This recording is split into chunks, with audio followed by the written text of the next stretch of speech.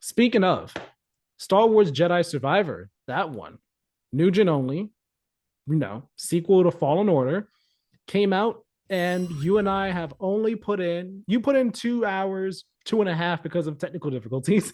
Yeah. I've only put in an hour and a half of time, but I you're like maybe not too much we're far like ahead of 10, me. 15 minutes apart. So it's possible. Like, I think we're probably both, I think we're both probably, or maybe you're an hour and a half, I'm an hour 45. I don't know. But like, it's roughly that. Don't quote us exactly on the times, but I did have like a 30-minute setback. Yeah. Because of, we'll talk about it. I don't know if you want me to just dive Yeah. into it. Well, I'll say this right now. We're gonna give our spoiler free impressions. Of Yeah. course, we'll probably talk a bit about like the beginning section of the game, without saying specifics about certain things. Like that big boss fight that happens at the end Yeah. of We the won't talk first about section. that. Yeah. We won't say who it is, but there is a big boss fight, of course. Um, so yeah, we'll talk about it spoiler free, not getting too in depth about certain story details that happened. Uh, Tyler, I kind of want to get your perspective a bit on this as someone who just played Fallen Order. I have not played Fallen Order since 2019. So, me playing Survivor, it's been like, okay, I remember like, oh yeah, this was like this kind of sort of the last game, but my memory of the last game is so foggy that it's like the one-to-one comparisons it's harder for me to make in terms of be like, oh yeah, this is better than the last game was. Whereas you're coming fresh off it. You played it like 2 weeks ago, so you can Yeah. make And that exact we will, comparison. we'll definitely be like, if you consider mechanics, if you consider like abilities, spoilers, we're talking about that. Yeah, I don't think that's a These are, spoiler, yeah. but yeah, So like pretty much by the end of that first section, you can, so like it is so much better um as far as like they don't withhold the double lightsaber from you, the double-sided lightsaber. They don't withhold dual wielding from you for dual wielding, they withhold for you for like what, an the hour first hour and maybe. a hour and a half ish. Yeah, Yeah. So you gain it back in that first big boss fight. Um, but the quality of life differences night and day. Now I was telling you pre-show, I happen to be able to play the pre-day one patch version somehow for like the first hour of that, maybe hour 15 or whatever, and then it like cut the game, uh, or shut down on me abruptly, and that 100 gig update kicked in, and I was like, oh shit. So I probably would have been at least 4 to 5, been able to play another 2, 3 hours at least while I was working. Instead, that took up almost my whole shift. That downloading, my internet's not great right now. And so then I got to like come back and play that last hour, my last hour of my shift. So I was telling you, it ran so atrociously, like yeah, just truly terribly that first hour.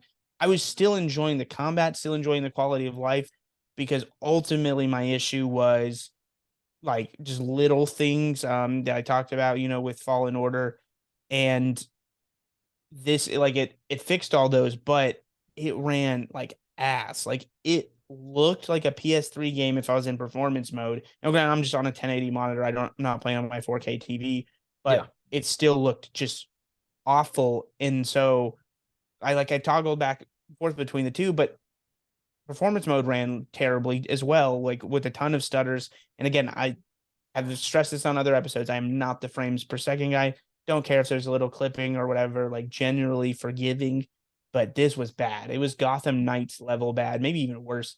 And I was like, what? And I hadn't kept too much up with the whole patch update drama and all that. Um, but then when it kicked in and I played it afterwards, like night and day, looks better, runs smoother. So it felt like a pre-alpha version, or like like a version right before final polishing. So, yeah, and I was telling you that was about 65 gigs, or 65 gigs of copying the game data that was on the disc, and then that was 100, the update. yeah, So that kind of matched up with you were saying, is about 150 to 160 for yeah. you preloaded it and downloaded it and all that, right? Yeah, because I just did the game digitally. I was going to do it physically, but then I heard that, oh yeah, the whole game's not on the disc. Like, to do a big download. So I said, nope, I'll just do it digitally because there's no point in me getting the disc then if that's the case. If I still have to download the rest of the game, Collecting, baby. no, it's not that serious. Not that serious for this game. So I just did it. To be fair, I got a $10 gift card from Best Buy, so I did. Or was that? That's a pre-order bonus. I was also able to use a $5 Best Buy gift card from my reward. So paid nice. $5 left, got a free $10. So that was nice. But yeah, yeah, 9-day difference performance wise. yeah, And like and you like said, real. go I was ahead. gonna say real quick for me, like I haven't had any performance issues at all. I've been playing on quality mode on the PS5. I know some people might be like, you're not doing 60 FPS for a game like this. How could you?" And no, I don't care. I'm doing quality mode because I want it to see, looking the best it can. And it's been running smooth for me so far. Again, mind you, I'm still on the first planet of the game. I'll say this much: the first I planet just is left. Yeah, like yeah, he had like I was telling Tyler pre-show, he missed like a cutscene and maybe just the teensiest bit of gameplay. That's like the yeah, difference between where we're at, just to flesh yeah. that out. And because there will be B-roll of the game, I'm going to post B-roll of the game while we're talking about it. So I'm going to say this for audio listeners: the first planet, you are on Coruscant in the first planet. What you're doing there, I'm not going to say specifically what you're doing there because I think that gets into spoiler territory. Just because the way the game starts, if I say what you're doing there, it is spoilery. But you are on Coruscant in the first planet of the game, and yeah, it looks great. Like it looks great so far, so in visually in quality mode. I cannot speak to how performance is once you leave that world, leave that planet, and it becomes more like in the more open planets that are in Survivor. But Coruscant, it's fairly linear and it's looked great so far. It's run well so far. One exception has been during certain cutscenes. I've noticed that the frame rate for sure has gone down to like 30 at most, I think. Like I think the cutscene that plays when you're about to do that big boss fight and the boss comes on down, like there's fire in the background and everything, and then they come on out of their thing, they go to fight you. The frame rate most certainly dropped down from 30 below there. Well, quality mode's already in 30 because I said 30 in most days. It definitely dropped down into the 20s for sure. And I was like, ooh, but I mean, it was just a cutscene, not a big deal. And as soon as the fight started, it was back to 30. And whenever I was in a fight or outside of that cutscene, it was a locked 30 from what I could see. I believe maybe there was like another cutscene or so where the frame rate dipped, but I can't really think of any. The only one that really stuck out was the one right before that boss fight happened, where it was a noticeable drop on down. Yeah. I think I think it'll be interesting to see our thoughts now versus a week from now. Because one of the things I felt like, just and again, small sample size here, it felt like coming off of both of them recently, like just Fallen Order felt like such a Souls clone. Like it just pulled all of its DNA from the Souls franchises with like trying to make it baby Souls, but also like making really irritating. I talked about kind of like the stamina bars and just like the stamina bars alone. Those are bullshit. Like in Souls games, it's just not a thing. If you dodge and you hit them in a weak spot, that's damage. The idea that like that is fundamentally changed to me is just a worse combat decision. But this is significantly better, and they give you way more leeway with it and ways to kind of break down that right from the bat. I also want to point out how it doesn't do the sequel shit of like all your powers have been stripped and blah blah blah. Like, of course, if you're fully maxed out, it's not going to be quite the same. But I mean, there's stuff that was like high up in the level tree that they just give you right off the bat, which is great. And it's clear they're not going to strip it because the whole skill tree is different items. So you can see like, oh, this is the base level abilities we're giving you. So you've got this fun toolbox right from the start. And then you're going to expand upon that even more. So I imagine the total abilities are going to be like just an absolute shit ton, just a ton of things to do and try by the end of the game. But it doesn't feel as soul specific in its design choice. Feels a little more forgiving, which feels right because it's a Star Wars game. It's not a Souls game. And it feels closer to like a just inspired by rather than being like, this feels like philosophically a design clone. That could change with the open world. Maybe it starts like this. The first sequence we played isn't super open heavy. It's more akin to the last game, but again, more forgiving. I still hate the map. I'm just gonna give an update. I know people said it was improved. I Interesting. still I was think it going to sucks. ask you if what you thought about it, because I don't. All I remember about the map from the last game was not liking it that much, but I don't remember if I thought it was You terrible. So I don't. you I have couldn't really more have the frame of control of it reference. in this game, and you can kind of like spin it. Like you can get some better angles. Still, fundamentally, I think it sucks. Like Okay. I get that the way they're trying to like layer in everything within one level makes it difficult to have a map. Um, I still think this one ain't it. This is like probably my Mm, lone gripe. yeah. Because I do generally appreciate all the updates. Think it's phenomenal. I like where they're going with the story, although there's like a side character introduced right away and then subsequently killed. That's just the only spoiler I'll get. Don't get too attached to some of the side characters, and that was a real Are bummer you because I talking was about like, what I'm?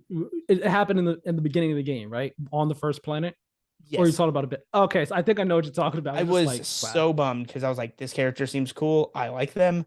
Mm-hmm. And then immediately just like, well, that sucks, You know what's funny though is because like I was sitting there, I was like, man, a lot of y'all just seem like y'all are wearing red shirts right now. I was like, I see the red shirts, I see them. Um, and I like that the story doesn't like it's doing a little bit so far, but it's clear that they're not spoon feeding exposition of what happened between the first game to the second game. Like we're clearly going to learn bits and pieces of that mhm, as we go yeah, throughout the game. I'm hoping it feels pretty natural. But it's not like here's just all your exposition dump. This is what happened. Instead, it's like dropping us into this new situation, kind of slowly but surely figuring out more about what Cal's been up to, how he's like improved. And I like that. It feels like, it's asking its audience to like have a little bit of patience, which I appreciate.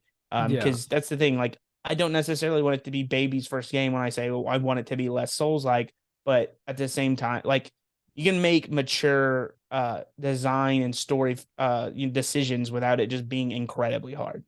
yeah. Like when it comes to the story, first off, real quick, I like the recap. The recap that they had at the beginning of that is basically like It your was pretty first cool. Yeah, I cutscene. did enjoy I was it. like, I was like, okay, this is pretty epic. This is a pretty epic recap. It got me hyped before I even started the game. I was like, all right, this is hype. I can't deny that.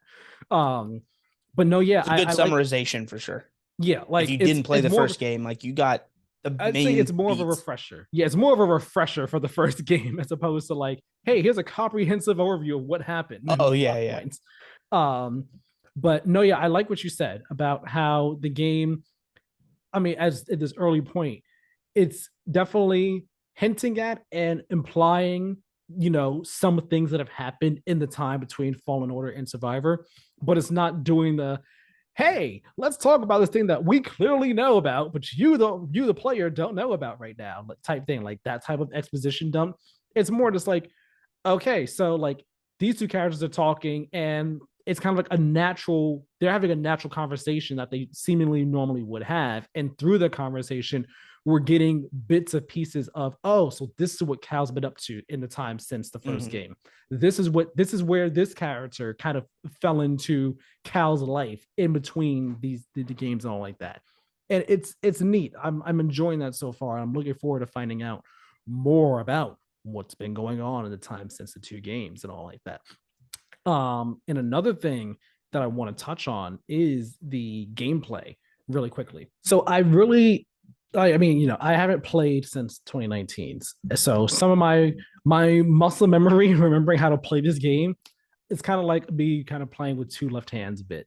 So I'm like, I'm doing fine in combat, but I'm also like making stupid mistakes. I just remember, oh, I have to get myself back in that mindset of be a bit more patient and methodical when it comes to getting attacks.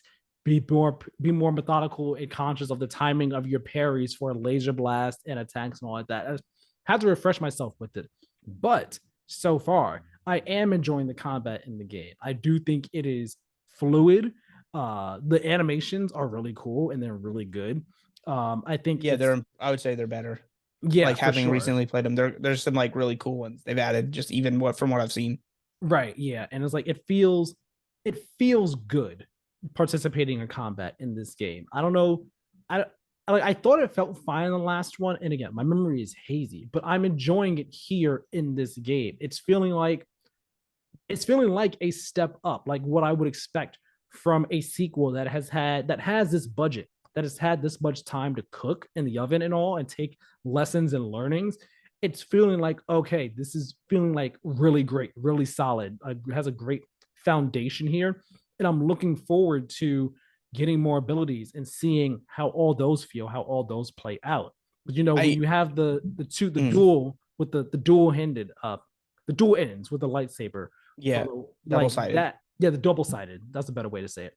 The double sided, using that in combat, it feels cool. It looks nice. And then when you get the dual wield and you use that in the fight that you get it in, it's like, oh man, this is neat. It feels great, and it's like, again, I'm still learning, still readjusting, and I expect with my next session that I play with the game that I'll really be like, all right, now I'm back in it. Now I'm actually the Jedi and all, but it's feeling good so far, and I'm feeling powerful at the start of this game, like you were Yep. saying. You don't do the sequel thing of, man, we gotta, for some reason Cal doesn't remember how to do this between the two games, something that he should clearly remember how to do, and it's feeling great. And it reminds me, stick with me here, Kingdom Hearts reference coming in, of Kingdom Hearts going in Kingdom Hearts 3. You start that game off where you have all of your spells. They're not max level, but you have all your spells, and you have a bunch of attack moves that all feel great to do. You have your flow motion abilities, and like you have so many resources at the beginning of Kingdom Hearts 3 where you feel really powerful at the start of the game in comparison to every other Kingdom Hearts game where the game starts and like you don't feel powerful at all. Like you feel pretty weak and you work your way up to feeling powerful. Whereas Kingdom Hearts 3 starts and it feels like it feels like you're near end game Kingdom Hearts 2 Sora and you're at the start with Kingdom Hearts 3. Yeah. Uh so I'm enjoying it here. I'm like, I'm feeling good. This feels great. This doesn't feel stiff. I don't I, feel weak here at the start I of Survivor. even adding in, like, again, just like literally addressing so many of my complaints from the first game, adding a fourth difficulty option, and like the difficulty options all being parry based for people that like myself are not great at parrying. Um, because that's the thing, Souls is more forgiving about not being able to parry it so long as like you're willing to dodge, be patient, and whatever. Whereas this game with the stamina bar kind of threw that off. Um, and this one just being like, okay, yeah, we understand there's going to be more of a spectrum of people and how they play. So there's adding in the fourth option, which I appreciate because that's like, it wasn't the, taking all the training or complete trike training wheels of the like bottom one, but like the other one felt kind of like a little too challenging. So this one kind of more of a middle ground. And obviously there's like still the hardcore mode. So I appreciated that as well. And then like the dual wielding, having that kind of, it's not auto, uh, it's not auto parry, but it's like it's you kind of you have auto parry, but it's like paced out. It's it's a meter essentially. Yeah. Um, sick feature, and ultimately, I think they kind of started to understand, or like conceptually with gameplay, be like, hey, Jedi are supposed to feel powerful. And so Yeah. I appreciate that. Like I still died once or twice, but Same. ultimately, like it was easier to learn from those mistakes and like, okay, I need to use this more in my arsenal, et cetera, et cetera. What are you thinking of the platforming in this game as opposed to the last one? Because I know the last one people were like, "Oh, the It's platforming sucks," and I didn't mind it in the last leaps one. and bounds better in this game. Okay, yeah, I'm liking it here in this game too. I mean, with the bit of platforming you do in the first planet, like it's not too Yeah, much, but giving I'm you I'm the liking it. It's fine. giving you the double jump right away makes things so much easier. Feels so Yes. much less Metroidvania-y, being able to splice right away, which isn't platforming, but still. And so that's great. And then the other, honestly, just I knew it was like little stuff because I didn't think the overall feel itself was bad in the last game, but the you don't like so in the in Fallen Order, like if you jump onto something you're climbing on, so you go from like wall running to jumping on there, you had to remember to also press another button to like grapple it and then stay. Otherwise, like if you did it, you press X to jump and then you like clearly go on it, land on it, then it's like having to hit that button, then going to like swapping to angles or the surface, having to hit that button again, just constantly annoying. Versus now it's like obviously you're jumping there. So, you're hit the button to wall run, hit the button to jump to climb to jump over to climbing. We're not going to now make you hit another button because it can make it more seamless. You can chain more things together when it's not asking you to make a pointless button prompt, essentially.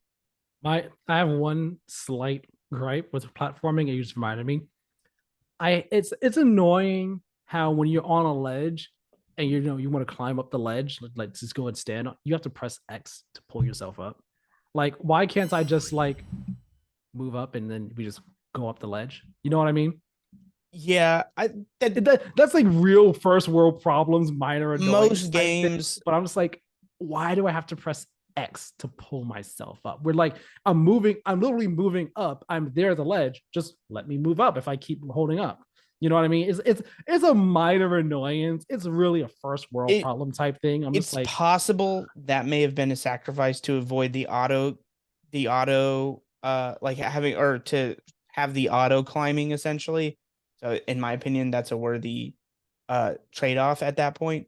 But yeah, yeah, it's really not a big deal. It's one of those things I was playing. I was like, way less annoying why? than the other portion, but I can see that. Like I wouldn't mind if it was just more automatic, yeah. Yeah. Um, but yeah, so far, it seems like we're both enjoying it. We're enjoying the story so far for what we've been seeing. The gameplay, we're having a good time with it. Hopefully, your performance it stays good from here on in for both of us. But we'll see once we get to other planets that have more open spaces. And yeah, I'm looking forward, just to getting more abilities, seeing what they have for me, doing some side quests, seeing these other worlds that we're going to be going to. Uh, Yeah. Everything seems I like it's teed up for success in this game. yeah, I could see so far, like I can definitely understand the hype, and I can see, if you're a huge Star Wars dork, this being your goatee potentially. I mean, for me, the unfortunate part is even if I really enjoy this game, even if I'm like, this is a 9 or, God forbid it's a 10, the 10 out of 10 God version of forbid this, it's a 10. yeah, like, I mean, I'm sure I'll have enough gripes. But like for me personally, I was telling you this pre-show, like I don't see a world where I like this more than Hi-Fi Rush because Hi-Fi Rush I gave a 9.5, basically perfect to me, and that game like will probably get dethroned by Tears of the Kingdom, potentially maybe Spider-Man, who knows, whatever else may come out this year. But like that game is such a high bar, and I loved Resident Evil 4 remake, and I understand why people maybe that's their favorite, but to me that was like sorry, man, it's tough, but Hi-Fi Rush is still one. Hi-Fi Rush cannot cannot express enough how much I love that game. So Yeah. it's uphill climbing for Jedi Survivor because there's just so like this. Really, I think at the end of the year, this podcast won't be around to recap it, but I think this could be one of the greats like this year. Just Mhm. really is just like banger, banger, banger, banger. It's gonna be one of the greats. It definitely will. Like I know Street Fighter 6 will be one of those games just based off the demo, based off what I played of it. It will I definitely be did one of just those. mess around with the character creator in that, which I think is it's a hilarious character creator. It is very The much insane hilarious. amount of customization is pretty nuts. Did you make someone that looks like you or I didn't actually even finish making a character. My niece was watching me, and so we just goofed around with it and just like saw the extremes it would let you take it to. gotcha. Okay. Well, that's our early impressions of Star Wars Jedi Survivor. Uh, Definitely stick around. Next week we'll have more impressions on it, more in depth thoughts on the game since we will have gotten farther in it.